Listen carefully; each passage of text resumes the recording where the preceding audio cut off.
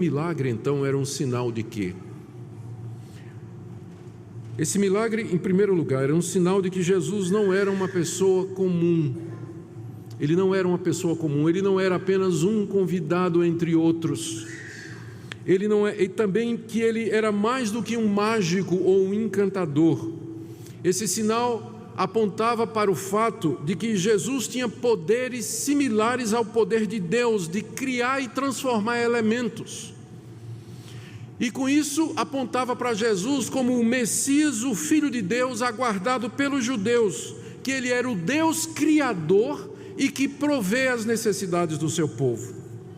O alvo do sinal, está dito aí no verso 11, o objetivo do sinal era manifestar a glória de Jesus.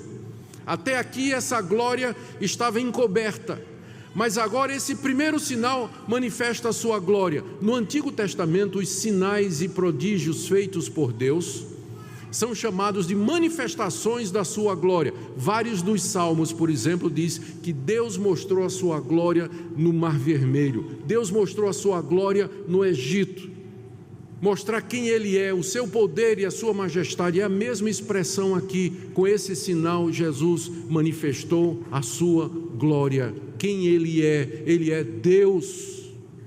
Ele é Deus, só Deus pode fazer isso, com a palavra do seu poder.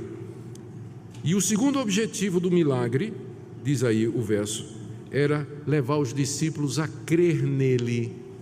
Os discípulos creram, os discípulos viram e eles creram que aquele que estava diante de si, aquele que eles já estavam seguindo, de fato era o Filho de Deus, o Messias que havia de vir ao mundo. Queridos, através dos séculos, esse sinal que Jesus fez tem sido lido e aproveitado pelos crentes de muitas maneiras, tipo assim: o casamento é uma instituição religiosa, é uma instituição de Deus, porque Jesus estava num casamento. É uma lição que você pode tirar do texto. Ou então, Maria não manda em Jesus.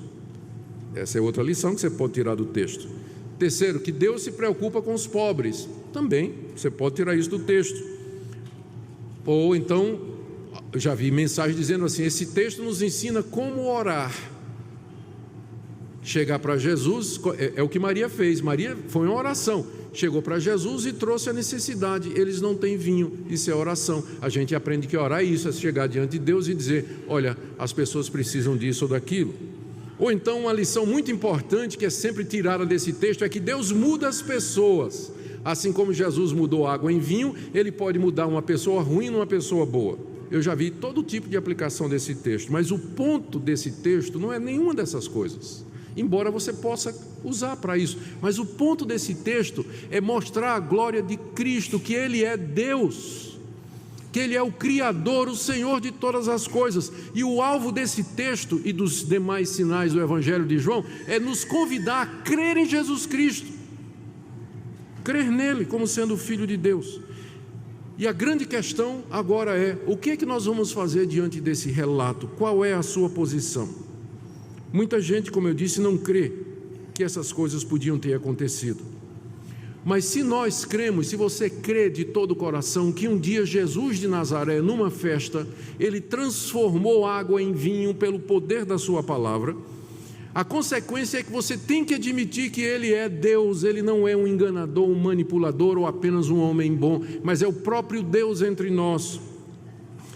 Isso significa que você deve segui-lo, que você deve crer nele de todo o seu coração. Significa que você deve orar a Ele e buscá-lo, e se entregar a Ele completamente. Significa que você deve confiar que Ele pode agir e responder às orações de maneira poderosa. Como é que está você nessa manhã com relação a isso? Você crê de todo o coração que Jesus é Deus, que Ele é o Filho de Deus? É para isso que esse Evangelho foi escrito, é para isso que essa Bíblia nos foi dada, para que você creia de todo o coração. E se você crê, não lhe resta outra posição a não ser se submeter a Jesus Cristo, entregar sua vida a Ele e dizer: eu quero viver a minha vida como um discípulo dEle, daquele que é o Filho de Deus, Deus homem, Deus Salvador, Emanuel entre nós. Que essa seja a sua atitude, que esse seja o desejo do seu coração na manhã desse dia.